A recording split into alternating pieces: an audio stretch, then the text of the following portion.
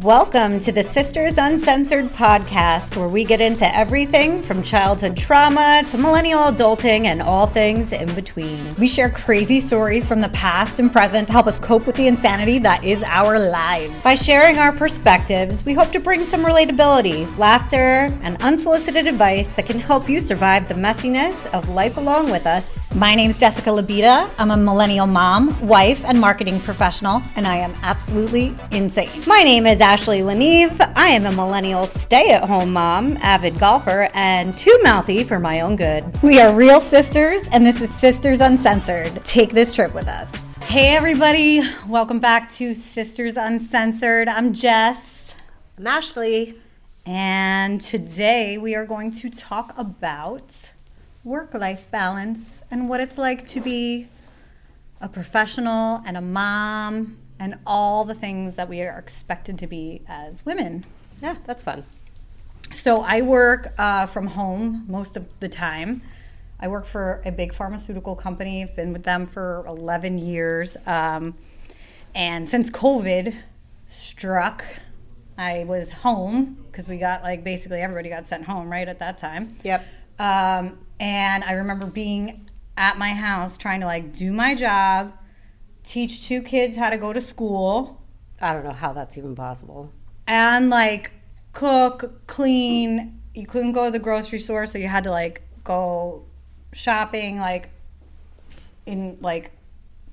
online basically was how I did everything. I had shit delivered because I just couldn't even find time to go to the grocery store. Right. But it created a time of me being home and trying to do everything, and I never wanted to be a stay-at-home mom ever. When my husband and I got married, I said I'm gonna have a career. My career is super important to me. I always wanted to work, and I never wanted to be that person that stayed home like our mom did. I think that's probably why. I think that was probably more for that part of yourself as far as wanting to have, I think you wanted to have a career, don't get me wrong. But I think a big part of what drove you to have a successful career was seeing our mom go paycheck to paycheck. Yeah. Once our parents divorced. And I mean, even dad for that matter. It's not like they were making the big bucks after that happened because they basically killed the goose that laid the egg. Yeah, I mean, I definitely would say I saw something interesting on TikTok not long ago where it said hyper-independence is actually a form of trauma. Mm-hmm. And I definitely have hyper-independence. So I think a big part of my career being so important to me is not wanting to be dependent on anyone, and to know that if my husband decided to ever walk out the door on me tomorrow, that I would still be okay and find a way to I'm good. Take care. Yeah, I'm take good. care of things. Cause with or without. I think because when our parents got divorced, that was a big source of shit hitting the fan, and then how the fuck are you going to buy groceries and eat, and the house is gone, now we got to move to this little shack, and it's what the fuck is going on, Yeah. I just never wanted that to happen. So just didn't want to find myself in a position where I'm going to be on the at somebody else's mercy. Right. You know what I mean? And I mean, I could say this, I mean, I'm a stay-at-home mom. I worked in manufacturing for a fragrance and flavor manufacturing company for 15 years. I was in the industry for about 18 years, and it was demanding. It was a lot of work, and I just hustled and worked my ass off because of that exact reason. There's never going to be a time where I'm going to be I am broke and I'm relying on somebody else. Yeah. It was instilled in us, I think, out of fear. Yeah. You know what I mean? Yeah. But long story short, once I had my daughter, I had a lot of things going on between, I had my daughter in 2019. COVID struck January, February 2020. So by the time I went back to work from maternity leave, we were being sent home for COVID. My job was literally taking me from 7 a.m. till midnight. And in between, I was trying to raise a baby. It was really hard to figure that out as a new mom, doing it from home while still maintaining your career. Not really much help or support. You couldn't have nannies. You couldn't have anybody there. You couldn't bring anybody in, you know what I mean, with the whole COVID thing. Yeah. Either way, at that time, there was a lot going on personally, whatever, and with all of that on top of it. And like once that happened, it was kind of like, I have to put something down. It's too much. It's too much to have these kinds of expectations for anyone. Yeah. Like, I don't think people realize what goes into being a stay-at-home mom. It's the one job that you are on 24 hours a day, 7 days a week, 365. You do not get time off. I saw something on, I think it was probably TikTok, where it was like interviewing people for a position, and they're going on and on about how, okay, so listen, this is what it is. You're going to be on your feet a lot, very few breaks, if any. You'll have somebody who, you know, might be able to step in every once in a while, but it depends. We'll have to see. What about breaks? Oh, well, you can maybe take a break if the person you're working with takes a break. And like, they're just going back and forth. And holidays, we're expecting you to work more. And even though it's going to be really overwhelming, you know, you're expected to have a lot of positivity and get through it with a smile and, you know, all this, whatever it was. But like, when you're and the job envisioning is it a mom, right? In a workplace, yeah, you're like, no way. These people are literally like, there's no way. Yeah, like, you can't pay me to do that. Yeah, you can't pay me to do that. No. What are the hours? It's like going to be almost 24/7. Like, it's going to be a lot. Oh, okay. All right. You're in Is there vacation time? Yes, but you have to take your boss with you. No vacation. No vacation. No vacation time is what it's called. And I was like, by the time they were done, they're like, what if I told you the position's already been filled? And they're like, oh, okay. By billions of people. Oh, okay. Who? Yeah, what idiot's going to take that job? Stay-at-home moms. It's a lot of freaking work. It is. I never wanted to do it. And I got forced into almost doing it during COVID. And I give so much credit to people because I can't. Like, and I've always been driven as far as working professionally, right? Like, so there was a period early in my career when I had my son. So my daughter was 2.5 and my son was born. I didn't even take a maternity leave with him. I was working in my hospital bed after being gutted, like having a C-section and a kid pulled out of me. And I'm back on email an hour later because I worked for a small company at the time. And that was what I had to do. And I was worried, like, I didn't want to lose my job. And this is a very American thing too. Like, oh yeah, I find that like my company is a European company, and it's like in the summertime, the Europeans are like, I'm going on vacation for a month. Bye. Don't talk to me. Peace out. Like Americans are like, hi, I have to go to a doctor's appointment this afternoon. They might remove my kidney, but here's my cell phone number. And if you need to reach me, you can contact me. It's like we have this mentality where if you're a professional, you really can't ever disconnect. And I feel like COVID made that so much worse. That really blurred the lines. Yeah. I really agree. I had a death in the family and was like, I will not be available this day because I have the funeral.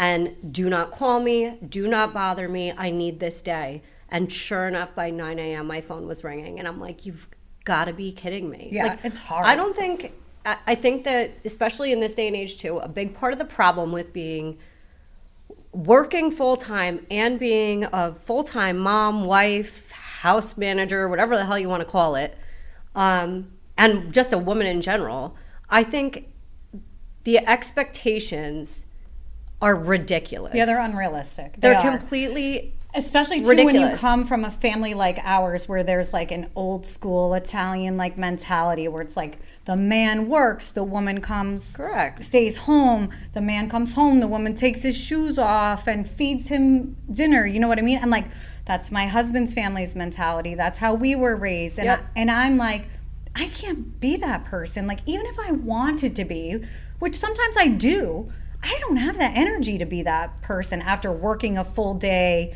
Like I can barely feed myself and piss sometimes, let alone cook a meal for everybody and then run around to all the million places we have to be. Like it's just not realistic expectations. That, and I think in this day and age too, especially with a career, I think there's some sort of warped sense of entitlement where companies or managements or whatever, however you want to put it, feels that they're entitled to so much more of your time than they actually are. Like nobody has access to me like that. Ever since I resigned from my job, No one, personally, professionally, nobody has that kind of access to But me. that's because you have put those limits. I have put that boundary up. I will never adjust it ever again. And listen, I think as a professional too, my company is amazing as far as flexibility, work-life balance, right? And that's why I choose to continue to work there and do what I do, because we have the same values. But there's so many women that I speak to who's do not have that level of flexibility. No. And I can't even imagine if I had a boss or a company that was like, you must be here at this time. You only have such and such like days off, like whatever. And they don't allow for you to be a mom. Like, that's insane to me. Right. I think, I completely agree with that. There's things as a parent that you just have to do. You know what I mean? Sometimes there's nothing you can do. Your kid gets sick at school, something like that. You got to go. You got to go. It is what it is. I don't know how single moms do it by themselves with any children. But listen, I'm doing it by myself for the most part. And I will say this, total disclaimer, I'm very blessed. I'm in a position where I'm able to be a stay-at-home mom. I don't have to work. My daughter's father and I have a good relationship that way. We worked it out when we were having our daughter, that like if I was gonna leave my job to stay home and essentially abandon your career, everything that I've worked for, and I didn't go to college, I don't have any kind of degree to fall back on or anything like that. This is literally everything I would be walking away from for the last 20 years. So I'm very fortunate to be in a situation where I can be home with my daughter. We don't have to worry financially, thank the Lord. You know, he's very successful and very generous as far as taking care of us and making sure that we don't go without. But I think to myself, doing the job that I do at home, and I'm a homemaker. Like that's my job. I'm a homemaker. I'm a mom. And a very good one. I try my best. Listen, whatever it is, I always thought to myself, whatever it is I was going to do, no matter. And this was our mentality being raised. If you were going to pump gas for a living, I was going to be the best goddamn gas pumper you were going to find. Yeah. It didn't matter. So whatever position you were put in or you worked your way to, you were going to be the best at it. And you do the best you can, yeah. And it was always the mentality of, if it ever came down to me or somebody else where you had to let one of us go, it was a no-brainer. Yeah, smart. Like, that was always my mentality. That's how you parent and take care of your kid. 100%. Yeah. It's a no-brainer. There's never a question if my child is cared for. There's no question of if her home is, clean and neat and she's bathed and she's well fed. She has everything she needs, Yeah, she's well cared for. There's not a doubt, But for anybody who has to do the full-time parent thing plus a full-time work thing, being the only income for their home. I can't even imagine. I can't imagine. I know.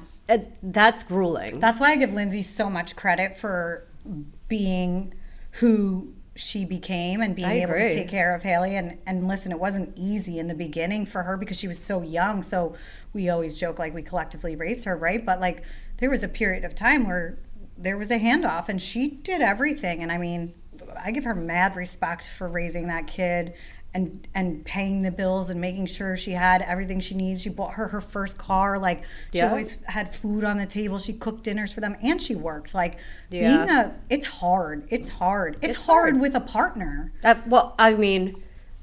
would hope having a partner would make it somewhat easier, but I'm sure it has its own challenges in many ways. Yeah, and I mean, listen, we have more than one kid too. So I see friends of mine who have 3-4 kids. I'm like, God bless you. I like have trouble managing 2 kids. I can't imagine having like 4 kids or whatever. That's why I didn't have any more than 2 kids. Right. And plus I watched how 4 kids turned out with us and it was like fucking chaos. I didn't know. It's kind of fun. I don't need to be outnumbered. I'm good. Yeah. Poor dad. I play offense. I don't want to play defense. I'm okay. It's tough though. And I'm very fortunate too, like you were saying, where like my husband has a great job. He works one of those jobs where there's not the flexibility that I have.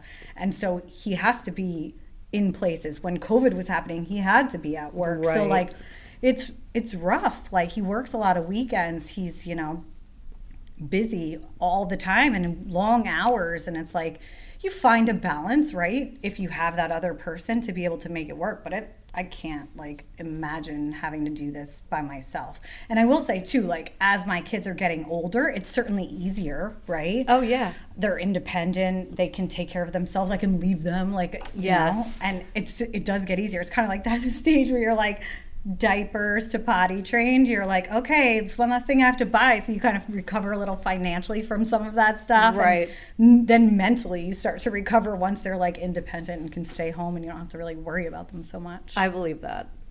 Somebody told me, I think it was like my waxer, to be honest, but the things you talk about. I know, we talk about everything. I'll talk about anything with anybody, I don't care. I always talk to my waxer because I'm like, this is so uncomfortable. We're like literally on the table. I know. Listen, it's maintenance, okay? Self-care. Self-care, exactly. But I want to be walking around with a big old bush. Anyway, it's not that kind of girl. But she said she had young kids, and hers were a little bit older. They were like 7 and 8. And at the time, I think my daughter was like 2. And I was like, I am just so freaking tired all the time. I'm just so tired. And she was like, you know what? Here's what happens. Right now, you're not really busy, but you're really tired. There's a lot that, like, you have to pay attention. You're mentally just going all the time. You have to make sure nobody's sticking their finger in the hinge of a door. Nobody's touching a hot stove. Nobody's eating something, choking. Your head is filled with all of those things. When they get older, you become a lot more busy, but you're a lot less tired. Yeah. And it's because they're more self-sufficient. Yeah, exactly. I love the quote where people say bigger kids, bigger problems. I agree. Right? Because now if something goes wrong with a kid in their teens or whatever, it's a little more serious, right? And I imagine even as they become young adults or leave for college, right, the problems are pregnancy, like bigger problems, like you know, and DUIs, like right, all the dumb stuff that happened when we were young. But like, I don't know, it's crazy. Like to me, that I remember when I turned 18, Dad said to me, like, he sat me down and he was like, I just you want to can let now you know, go to jail. There are serious consequences to whatever you do now. Like, just so you know. You're like, motherfucker, I never got caught in the past, I ain't getting caught now. Well, he knew we were both, he knew we were both, like, mouthy fucking psychos. Like, let's be honest. I mean, we'll get into, like, how we treated our poor stepmother when she came into the picture. That's a whole nother episode for a whole nother day. But like we were a little wild. We were out of control. Yeah. We were a little out of control. But that was circumstantial, right? Like I feel like if our parents stayed together and our home was what we were trying to make it be for our children today, regardless of work, not working, whatever, like that changed us as human beings. Absolutely. And I feel like we're better for it, right? But going through it, you don't realize it, which is why we can sit back and reflect on it now and sort of laugh about it. Right. But like during that time, I'm like, oh my God, if my kids ever do any of the stuff that I was doing, like I will never not pay attention to allow that to happen. Like I'm at least going to try my hardest, but like I guess I can't say never. I don't know if those types of things even happen anymore. Like when I talk to your daughter, she doesn't seem to be anywhere near like in the realm of things that we used to do at that age. I know. I don't know. I don't know if it's just the change in the times. I don't know. Or because it could be. You're very present. I don't know. I hope it's that. That's what I tell myself.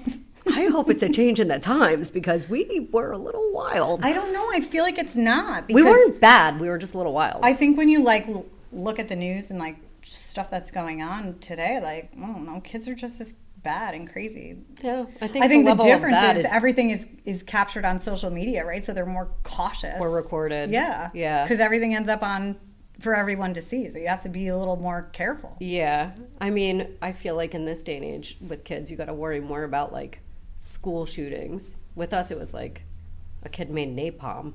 Yeah. Remember that? Oh my God, yeah, I was in 8th grade. Yeah, in the lab. Yeah, and like the news came. It was like a whole big I remember. The Jolly Roger cookbook. That's what they used to make it. What the hell is that? It was like a bomb building cookbook that like taught you. It was a book, I think, and they bought it or got it somehow and made napalm. Yeah, I remember when they made napalm. I remember the kid who did it. I do too. He was a little odd. Nah, they're good. They're fine. Whatever. What the hell was he thinking? Whatever. This is another day. They were kids. Like, I don't think they They were in realized. 7th or 8th grade. I think we were in 7th grade. I don't think they realized the severity of what they were doing. Of what napalm is? Yeah, like they were nerdy, like boys. We didn't know what napalm was until they ended up on the news. Right. So. Exactly. Truth. Oh All right, my gosh. fair enough. I will say, though, at least like regarding technology and stuff, I'm grateful for like a lot of the shit that happened during COVID because it made being a working mom and like being able to go to work and take care of my kids easier. Like technology as far as like if I need a sandwich delivered to my house, I push a button. If I want groceries, I push a button. If I want wine, I push a button. I pay someone to come and clean my house now because there's like so much that has happened where I'm like, I need to let certain things go and not feel bad about it. And I don't care like if people are judging me. It's like, this is how I have to live my life to do the best that I can. I was going to say, I think that's a really good point. Like anybody who works, isn't a parent, was just out trying to do their best and is out hustling. And whether it's, like I said, being at home or going to an office or juggling both or whatever, I think everybody needs to give themselves a little bit of grace. Yeah, for sure. Okay, and I'll be the first one to say, like, I'm hard on myself. I know I am. I don't like to fail. And it's very humbling when you have to give yourself that grace. Agreed. It really is. It's hard. And wine. I'd say wine really helps. Let me tell you something. I make no apologies for my drizzly deliveries. You got that? None. I said none. All right. Or putting my phone on DND. All right. If I don't want to answer somebody's call, I'm not doing it. Yeah. If I don't feel like returning text messages, I'm not doing it. No. I mean, I'm respectful of other people's time, but at the same time, like, I'm fucking tired, man. Yeah, but it takes like a certain mentality to get to that place where you can let that shit go, right? Yeah. And not everyone can. And I think if there's any point in this conversation today, it's to say like, we come at things from two totally different perspectives, phases in life, Correct. right? I'm working my ass off, 2 jobs. I do all this charity shit, sitting on a board for this and that, right? I'm constantly going. I do not stop. Yep. You are constantly going and do not stop. You don't do half the shit that I do, but the job you're doing full time is just as demanding and chaotic, if not more so, than the 10 things that I'm doing. Right. And it's like, either way, you need to give yourself grace, to your point. Like, sometimes you can't do it all, and it's okay. It's okay to And I sometimes think it's important, just stop. to take a break. I think going back to like our previous episode with taking care of yourself and like self-care and mental health and whatever you need to do, praying to God that you survive the day sometimes. Like, whatever you have to do to get through it. Absolutely. I completely agree.